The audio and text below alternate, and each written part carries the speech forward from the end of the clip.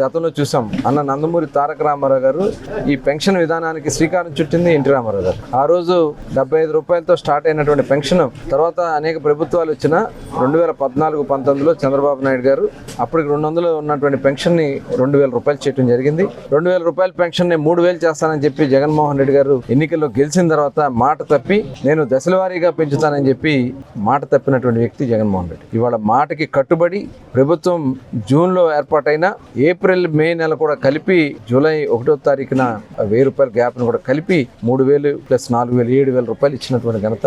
ఇవాళ ఒక వితంతువులకి వృద్ధులకే కాకుండా వికలాంగులకి 6000 రూపాయలు పెన్షన్ పెంచడం జరిగింది. అదేవిధంగా క్రానిక్ డిసీజ్ ఉన్న వాళ్ళకి అటు ఎయిడ్స్ కానీ లేకపోతే కిడ్నీ ప్రాబ్లం కానీ ఉన్న వాళ్ళకి 10,000 రూపాయలు ఇస్తా ఉన్నారు. అదే కాకుండా ఇవాళ 100% డిజేబిలిటీ ఉంటే 15,000 రూపాయలు ఇస్తా ఉంది ప్రభుత్వం. ఇవాళ భారతదేశంలో ఎక్కువ మందికి పెన్షన్లు ఇస్తుంది, ఎక్కువ 4000 రూపాయలు ఇస్తున్నటువంటి పెన్షన్ ఇస్తున్నటువంటి ప్రభుత్వాలు దరిదాపుల్లో ఎక్కడ కూడా లేవు.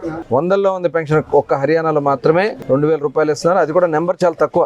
ఇవాళ ఇంత పెద్ద ఎత్తున ఇస్తూ దాదాపు 33,000 కోట్ల రూపాయలు ప్రతి నెల పెన్షన్దారులకు ఇస్తున్నటువంటి సంవత్సరానికి 33,000 కోట్ల రూపాయలు ఇస్తున్నటువంటి ప్రభుత్వం కూటమి ప్రభుత్వాన్ని మరొకసారి తెలియజేసుకుంటూ ప్రజలు కూడా అర్థం చేసుకోవాలి. కష్టాల్లో ఇబ్బందులు ఉన్నా ఒక్కొక్కటి అమలు చేసుకుంటూ వస్తూ ఉన్నాం. వాళ్ళ అన్న క్యాంటీన్లు పెట్టాం. ఇవాళ రైతులకి మరి వాళ్ళకు కూడా డబ్బులు ఇస్తూ మరి ఈరోజు గ్యాస్ సిలిండర్ కూడా మరి ఇచ్చినటువంటి సూపర్ 6లో భాగంగా గ్యాస్ సిలిండర్లు ప్రతి ఇంటికి 3 సిలిండర్లు ఇస్తాం కూడా జరుగుతుంది. మరి ప్రజలు కూడా అర్థం చేసుకుని ఇన్ని కష్టాలు ఇబ్బంది ఉన్నా మరి ప్రజలకు సపోర్ట్గా ఉన్నటువంటి ప్రభుత్వానికి అండగా ఉండాలని చెప్పి కోరుతాం.